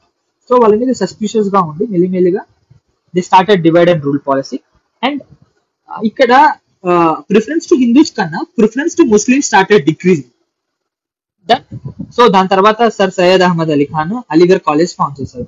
ఈయన ఏంటి అంటే ఈయనకు అర్థమైపోయింది బ్రిటిష్ ముస్లిమ్స్ కి సపోర్ట్ చేయట్లేదు ఇప్పుడు. సో ఇప్పుడు మనం బ్రిటిష్ యొక్క కాన్ఫిడెన్స్ ని గెయిన్ చేయాలి. So he started opposing Congress అనమాట. ఓకే, ఇక్కడ ఏంటంటే he portrayed Congress as Hindu party, it's not it's the party of Hindus అని పోర్ట్రే చేయడం స్టార్ట్ చేశాడు. ఓకే, ఆయన ఏమనుకున్నాడు, ముస్లిమ్స్ డెవలప్ అవ్వాలి అంటే ఎడ్యుకేషన్ ఇంపార్టెంట్, ఎంప్లాయ్మెంట్ ఇంపార్టెంట్, అంటే ప్రోగ్రెసివ్ థాట్స్ ఉంటాయి, కానీ at the cost of hatred కన్నా ప్రతిదాన్ని అపోజ్ చేయడం స్టార్ట్ చేశాడు. స్టార్టింగ్ లో he use to be the ambassador of Hindu Muslim unity, but slowly he started distancing himself from this secular ideologies. Okay, దాని తర్వాత ముస్లిం లీగ్ ఫామ్ అయింది. ఆగా ఖాన్ ఇలాంటి కొన్ని ఇంపార్టెంట్ పర్సన్స్ ఫామ్ చేశారు, లైక్ నవాబ్ మోషన్ ఉల్. ఓకే, వీళ్ళు ఫామ్ చేశారు. అండ్ సేమ్ వే ఇదే టైంలో హిందూ మహాసభ కావచ్చు, దాని రిలేటెడ్ ఆర్గనైజేషన్స్ కూడా ఫామ్ అయ్యాయి. అండ్ చాలా వరకు హిందూ లీడర్స్ ఏంటి అంటే కొన్ని హిందూ సెంటిమెంట్స్ ని, మనోభావాలు దెబ్బతింటున్నాయని వాళ్ళ ముస్లిమ్స్ కి అగేన్స్ట్ గా ప్రొటెస్ట్ చేయడం స్టార్ట్ చేశారు. అండ్ కొన్ని లైక్ యాంటీ కౌ ఇష్యూ మీద క్యాంపెయిన్స్ చేయడం వల్ల డివైడ్ అనేది ఎక్కువగా పెరిగింది. కమ్యూనల్ అంటే హిందూస్ ముస్లిమ్స్ మధ్యలో డివైడ్ అనేది పెరగడం స్టార్ట్ అయింది. Okay, like Punjab Hindu Mahasabha, all India Hindu Mahasabha, ఇలాంటి ఆర్గనైజేషన్స్ కూడా ఫామ్ అయ్యాయి. లైక్ ఇక్కడ ముస్లిమ్స్ కి ముస్లిం లీగ్, ఇక్కడ వీటికి ఇవి రెండు ఫామ్ అయ్యాయి. దెన్ ఇక్కడ రివైవలిస్ట్ మూవ్మెంట్స్. ఈ రివైవలిస్ట్ మూవ్మెంట్స్ అంటే ఏంటి అంటే ఒకప్పుడు మనం తోపుగా ఉన్నాము, ఇప్పుడు మనం బాగాలేము, మనం ఒకప్పుడు గోల్డెన్ పీరియడ్ ని మళ్ళీ మనం ప్రెసెంట్ ఏజ్ లో తీసుకొని రావాలి, దానికోసం మనం ఏం చేయాలి అనేదే ఈ revolution moments. Like Arya Samaj Shuddhi moment, Wahabi moment Muslims the, okay, Tabligh moments, ఇవన్నీ ఏం చేశాయంటే కమ్యూనిజాన్ని ఎక్స్ట్రీమ్ గా కమ్యూనలిజాన్ని ఇంటెన్సిఫై చేశాయి. దట్ లైక్ ఇక్కడ శుద్ధి మూమెంట్ అంటే ఏంటి? శుద్ధి మూమెంట్ అంటే చాలా వరకు ఇండియాలో చాలా వరకు ముస్లిమ్స్ డిఫరెంట్ డిఫరెంట్ రీజన్స్ వల్ల హిందూయిజం నుండి ముస్లిమ్స్ లోకి కన్వర్ట్ అయ్యారు ఒకప్పుడు చాలా వరకు. నౌ వీళ్ళని మళ్ళీ హిందూయిజం అనేది తీసుకొని రావాలి. దిస్ ఇస్ శుద్ధి మూమెంట్. సో ఈ శుద్ధి మూమెంట్ అంటే ఇప్పుడు ఇప్పుడు ఏమవుతుంది, ముస్లిమ్స్ కి కోపం తెప్పించింది అనమాట. లైక్ అదేంటి వీళ్ళని మళ్ళీ హిందూస్ లో కన్వర్ట్ చేస్తున్నారు అని ఇక్కడ డివైడ్ అవ్వడం స్టార్ట్ అయింది. అంటే ఒక డివైడ్ రావడం స్టార్ట్ అయింది. ఓకే, ఈ వహాబీ మూమెంట్ కూడా సేమ్ ముస్లిమ్స్ ది ఎట్లా అంటే ఒకప్పుడు మనము అంటే దిస్ ఇస్ ప్యూర్ ఇస్లాం ఇలా ఉండేది. ఓకే, ఇప్పుడు ప్రెసెంట్ డైల్యూట్ అయిపోయింది. We must go back to the pure Islam. చాలా ఆ టైంలో రిజిడ్ గా అన్ఆర్గనైజ్డ్ గా చాలా వరకు రిజిడ్ గా ఉండే అనమాట. Okay, they want to follow the extreme extreme extreme ends కి పోయేవాళ్ళు అనమాట, ఏది రివల్యూషన్ మూమెంట్స్ అనమాట. సో దీని వల్ల ఏంటి ఇష్యూస్, ఐ మీన్ డివైడ్ అనేది ఎక్కువగా వచ్చింది. లైక్ చాలా మంది కమ్యూనల్ లీడర్స్ కూడా ఏంటి అంటే ఈ కమ్యూనలిజాన్ని ఇంటెన్సిఫై చేశారు. ఓకే, అండ్ మేజర్ గా British played a key role. British divide and rule policy is one of the major reason for communalism in India. అంటే అసలు ఇది లేకపోతే ఉండదా అంటే ఉంటుంది, ఆబ్వియస్లీ ఉంటుంది. That is the nature of any societies when there are so many different types of religions or sex or anything. But it intensified it. అంటే ఎలా అంటే ఇవి మాయని గాయాల్లో చేశాయి అనమాట. ఓకే, అవి ఏంటి? ఫస్ట్ బెంగాల్ బెంగాల్ ని డివైడ్ చేశారు 1905 లో. అప్పుడు ఏంటి అంటే Bengal present west Bengal, present east Bengal అంటే బంగ్లాదేశ్, దాన్ని డివైడ్ చేద్దాం అనుకున్నారు. ఇది ముస్లిం డామినేటెడ్ ఏరియా. ఓకే, దీన్ని యాక్చువల్లీ అందరూ సపోర్ట్ చేశారు, ఐ మీన్ అగేన్స్ట్ చేశారు అనమాట. అలా ఎలా చేస్తారు అంటే బ్రిటిష్ వాళ్ళు ఏం చేశారంటే యాక్చువల్లీ మేము అడ్మినిస్ట్రేటివ్ కన్వీనియన్స్ కోసం చెప్పారు అఫీషియల్ గా. But Muslim leaders like Muslim leagues తో ముస్లిమ్స్ డెవలప్ అవుతుంటే ఐఎన్సి చూడలేకపోతుంది. ఇలాంటి కొన్ని థింగ్స్ ని ఇన్ఫ్లుయెన్స్ చేసింది అనమాట. సో ఇక్కడ ఇష్యూ వచ్చింది. మళ్ళీ సపరేట్ ఎలక్టోరేట్స్, ముస్లిమ్స్ కి separate electorates and communal electorates for the 1932. Actually ఇది క్యాస్ట్ ని ఇంటెన్సిఫై చేసింది. ఓకే, ఇలా డిఫరెంట్ బ్రిటిష్ పాలసీస్ వల్ల ఏంటి అంటే ఇండియన్ సొసైటీని డివైడ్ చేయడం స్టార్ట్ చేసింది. డివైడ్ చేసి వాటిని రూల్ చేయడం స్టార్ట్ చేసింది. This is one of the reason. Okay, 1937 తర్వాత ఎక్స్ట్రీమిస్ట్ ఫేజ్ లో, అంటే తర్వాత మెల్లిగా ఈ టైంలో బాగా ఇంటెన్సిఫై అయిందని అర్థం. ఓకే, ఈ టైంలో ఏమైంది అంటే కమ్యూనిజం అనేది బాగా ఎక్స్ట్రీమ్ గా అయిపోయింది అనమాట. ఇర్రేషనల్ గా బిహేవ్ చేయడం స్టార్ట్ చేశారు. అండ్ ప్రజల్లో అప్పటి వరకు నార్మల్ గా ఉన్న ద్వేషం కాస్త భయంగా టర్న్ అయింది. అంటే ఒకరి మీద ఒకరు అటాక్ చేసుకునేంత లెవెల్లోకి వెళ్ళిపోయింది అనమాట. ఓకే, ఈ కమ్యూనిజం అనేది urban lower middle class people లో ఎక్కువగా తీసుకొని వచ్చింది. యూజువల్ గా మీరు అబ్జర్వ్ చేస్తే rich people irrespective of class, religion, వాళ్ళు చాలా వరకు బాగానే ఉంటారు. Middle class people are more vulnerable. వీళ్ళు దేనికైనా కూడా తొందరగా అట్రాక్ట్ అవుతారు. అంటే what I meant is it's easy to trigger their emotions అన్నమాట. ఓకే, సో వీళ్ళని బాగా ట్రిగర్ చేస్తారు. ఎక్కడైనా కూడా అంతే, దేంట్లో అయినా కూడా అంతే. సో ఇక్కడ ఏంటి అంటే communalism both Hindus, Muslims, lower middle class లో ఇది బాగా ఎక్కువ అయింది అనమాట. మెల్లిమెల్లిగా ఇది స్టార్టెడ్, ఆ గ్యాప్ అనేది చాలా ఎక్కువగా అయింది. Okay, so partition of Bengal, communal award and appeasement policy. అంటే కొన్ని బ్రిటిష్ ఎలాంటి చేసిందంటే ఒక స్టార్టింగ్ లో బిఫోర్ 1857 వరకు చాలా వరకు ముస్లిమ్స్ కి ప్రోగా ఉండే. తర్వాత 1857 రివోల్ట్ అయ్యాక హిందూస్ కి ప్రోగా ఉండే. మెల్లిగా ఐఎన్సి ఫామ్ అయ్యాక వాళ్ళని తగ్గేయడం కోసం ముస్లిమ్స్ ని క్లోజ్ గా, ఐ మీన్ ముస్లిమ్స్ కి ప్రోగా ఉండే. ఇలా డిఫరెంట్ టైమ్స్ లో డిఫరెంట్ సిచ్యువేషన్స్ బట్టి బ్రిటిష్ వాళ్ళు వాళ్ళకి అనుకూలంగా వాళ్ళు చేసుకుంటారు. డన్. ఓకే, సో ఈ కలోనియల్ డివైడ్ వల్ల బాగా గ్యాప్ వచ్చేసింది. అండ్ రీజన్స్ రీజన్స్ రీజన్స్ ఏంటో చూద్దాం. ఇది రీజన్స్ అనమాట. పొలిటికల్ స్ట్రగుల్ కోసం కమ్యూనిజం పెరుగుతుంది. హిస్టారికల్ గా బ్రిటిష్ వాళ్ళు చేశారు. సోషియో ఎకనామిక్ పరంగా both Hindus and Muslims are poor అనమాట. సో దే ఆర్ యూజువల్లీ వాళ్ళకి ఆపర్చునిటీస్ లేకపోవడం వల్ల ఎవరికొకరికి ఆపర్చునిటీ వచ్చినా కూడా ద సీ ఇట్ హ్యాస్ మాకు రాకుండా వాళ్ళు తీసుకున్నారు అనే వ్యూలో చూడడం స్టార్ట్ చేశారు అనమాట. అండ్ ఇది అంటే కమ్యూనిజం అనేది ఓన్లీ రిలీజియన్స్ మధ్యలోనే రావాలని లేదు, ఈవెన్ క్యాస్ట్ మధ్యలో కూడా వస్తుంది అనమాట.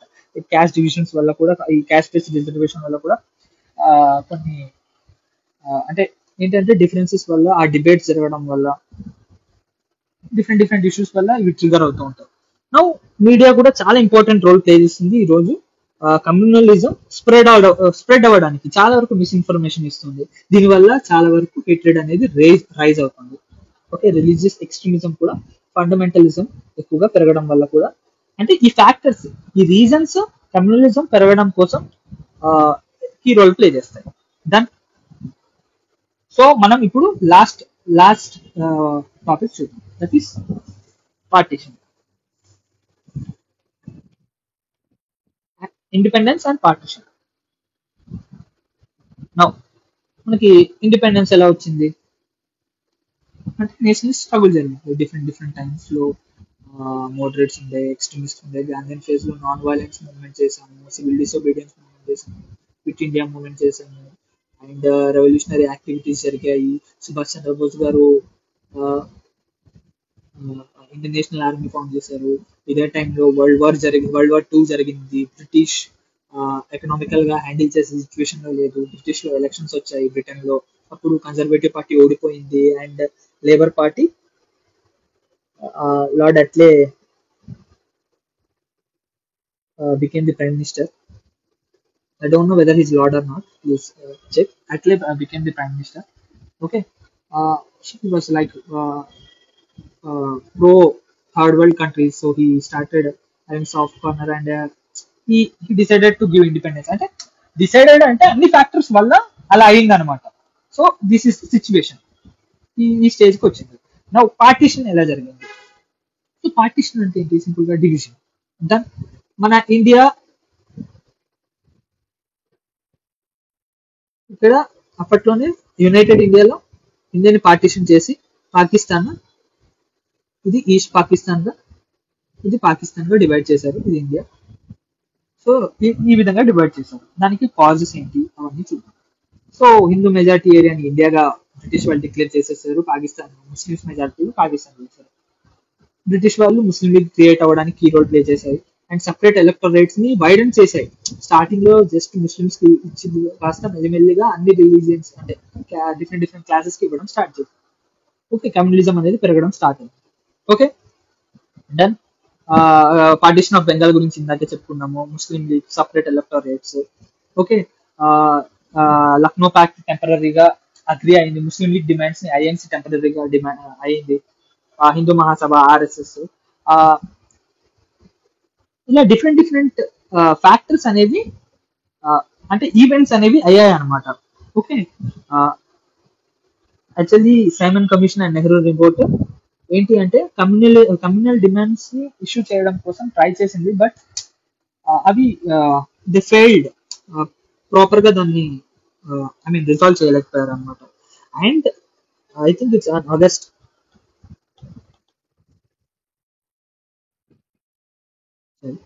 Direct action day, August 16. So 1947 లో Jinnah he gave direct action day అనమాట. అంటే ఎటువంటి ఏదైనా చేయాలి, సింపుల్ గా పార్టీషన్ జరగాలి అని ఇండైరెక్ట్ గా రెచ్చగొడతాడు. వైలెన్స్ అవుతుంది, కమ్యూనల్ రైట్స్ జరుగుతుంది. సో దాని తర్వాత మెల్లిమెల్లిగా ఏమేమి ఈవెంట్స్ ఇన్ఫ్లుయెన్స్ చేశాయో చూద్దాం. ఓకేనా, ఫస్ట్ బ్రిటిష్ ఏం చేసింది? వరల్డ్ వార్ 2 లో మెల్లిమెల్లిగా జపాన్ విక్టరీ చేయడం స్టార్ట్ చేశాక బ్రిటిష్ యొక్క స్ట్రాటజీ మొత్తం చేంజ్ చేసేసింది. ఇలా కాదు, ఇండియాలో ఇంటర్నల్ డిస్టర్బెన్సెస్ ఉంటే మనం ఫోకస్ చేయాలి. సో ఇండియన్ సపోర్ట్ తీసుకోవాలి వార్ కోసం. ఓకే, అండ్ ద స్లోలీ ఏం చేశారు అంటే జిన్నాని సపరేట్ పాకిస్తాన్ డిమాండ్ ని ఎంకరేజ్ చేయడం స్టార్ట్ చేసింది. అండ్ కాన్స్టిట్యూషనల్ రిఫార్మ్స్ చేసేటప్పుడు ముస్లిం లీగ్ కి సపరేట్ గా వీటో పవర్ కూడా ఇచ్చారు. ఓకేనా. అండ్ ఎప్పుడైతే కాంగ్రెస్ కంప్లీట్ ఇండిపెండెన్స్ కావాలి అని డిమాండ్ చేయడం స్టార్ట్ చేస్తుందో అప్పుడు జిన్నాతో పాక్ డిమాండ్ పాక్ ఇష్యూని రేస్ చేయడం స్టార్ట్ చేసింది. ఓకే. ఈ లాహోర్ రెజల్యూషన్ లో పాకిస్తాన్ టూ నేషన్ థియరీని మొహమ్మద్ అలీ జిన్నా ప్రపోజ్ చేస్తాడు. ఓకేనా. ఈ పాకిస్తాన్ అనే వాడిని చౌదరి రహమత్ అలీ ఖాన్ ఉంది. ఇక్కడ కొన్ని ఫ్యాక్ట్స్ ఉన్నాయి, just go through. Okay. So ఏంటి అంటే ఫస్ట్ టైం అఫీషియల్ గా మాకు సపరేట్ గా కంట్రీ కావాలి అని డిమాండ్ చేస్తాడు ఇక్కడ జిన్నా.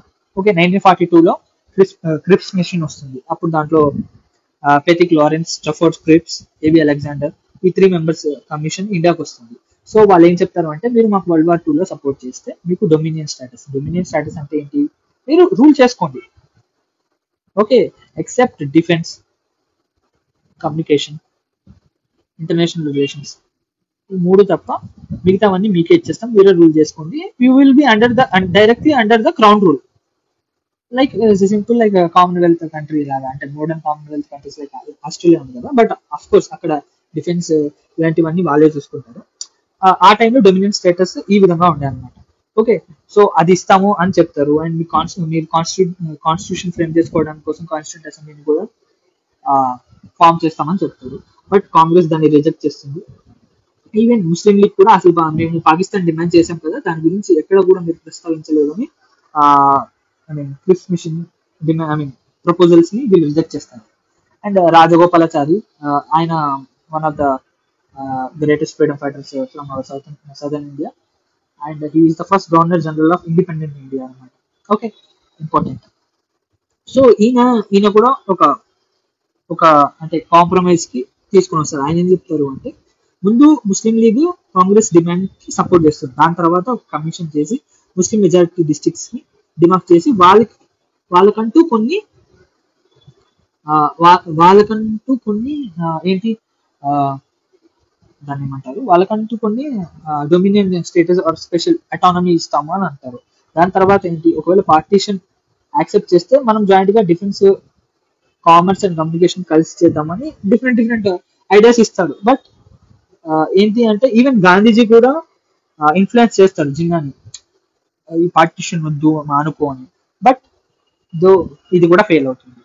దేశాయ్ లియాఖత్ ఫ్యాక్ట్ ఇది కూడా ముస్లిం లీగ్ ని అపీస్ చేయడం కోసం ట్రై చేస్తారు.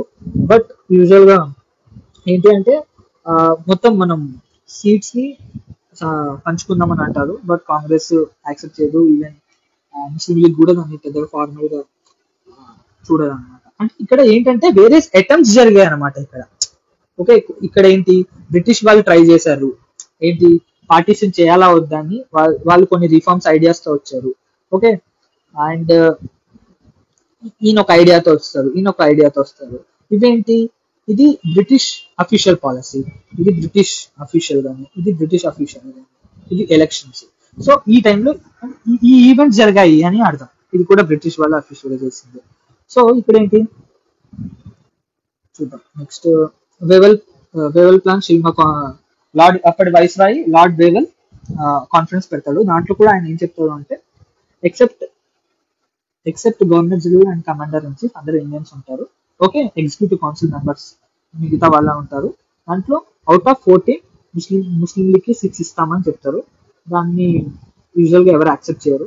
ఓకే. ఎలక్షన్స్ లో ఈ ముస్లిం ఏరియాస్ లో Muslim league more than 87 approximately 87% of votes ని విన్ అవుతుంది అనమాట. ఓకేనా. Congress non Muslim constituencies almost అన్ని విన్ అయిపోతుంది. Okay. Muslim league Assam and north west frontier province లో మెజారిటీ లేకపోవడం వల్ల గవర్నమెంట్ ఫామ్ చేయలేకపోతుంది. కాంగ్రెస్ ఎక్సెప్ట్ సింధ్, పంజాబ్, బెంగాల్ ఈ 3 ప్రావిన్సెస్ కాకుండా మిగతా అన్నిట్లో కూడా కాంగ్రెస్ ఫామ్ చేస్తుంది. ఓకే. ఆ సిచ్యువేషన్ తర్వాత ఏమవుతుంది అంటే క్యాబినెట్ మిషన్ వస్తుంది ఇండియాకి. దెన్ క్యాబినెట్ మిషన్ ఏంటి, ఒక ఫెడరల్ గవర్నమెంట్ ని ప్రపోజ్ చేస్తుంది. అంటే పాకిస్తాన్ కూడా అటానమీ ఉంటుంది, బట్ విత్ ఇన్ ఇండియాలోనే ఉంటుంది. ఓకేనా. బట్ దాన్ని జిన్నా యాక్సెప్ట్ చేయడు. ఓకే. 1946 లో కాంగ్రెస్ గవర్నమెంట్ ఫామ్ చేస్తుంది, ఇంటీరియం గవర్నమెంట్. ఓకే. అండ్ అక్కడ ఏంటి అంటే they rejected the idea of Pakistan. Okay, దాని బదులు ఎక్కువగా అటానమీ ఇస్తాము విత్ ఇన్ ఇండియాలోనే అని చెప్తుంది. దాన్ని ట్రిగర్ అయ్యి Mohammad Ali Jinnah direct action day declare చేస్తారు. Then and Mountbatten plan simple గా ఏంటి అంటే ఇంకా అందరూ అనుకున్నారు ఏంటి బాగా కమ్యూనల్ రైట్స్ అవుతుంది ఇవన్నీ, ఇంకా దీని అన్నిటికి సొల్యూషన్ పార్టీషన్ అని అనుకున్నారు. పార్టీషన్ అయింది, వైస్ రాయ్ పోస్ట్ అబాలిష్ అయిపోయింది. ఓకే, గవర్నర్ జనరల్ ప్రతి కంట్రీకి ఒకటి ఇచ్చేశారు, కాన్స్టిట్యూషన్ అసెంబ్లీ ఫామ్ చేయించారు, అండ్ బౌండరీ కమిషన్ ని కూడా ఏంటి ఎస్టాబ్లిష్ చేశారు. Rod cliff line India and Pakistan ని డివైడ్ చేశారు. బెంగాల్, పంజాబ్ వాటిని కూడా ఆఫ్ చేసి ఒక పార్ట్ పాకిస్తాన్ ఇచ్చారు, ఇంకో పార్ట్ ఇండియా దగ్గర ఉంది. పంజాబ్ ఇంకో పార్ట్ పాకిస్తాన్, ఇంకో పార్ట్ ఇండియా తీసుకున్నారు, ఇచ్చారు బ్రిటిష్ వాళ్ళు. So this is the thing.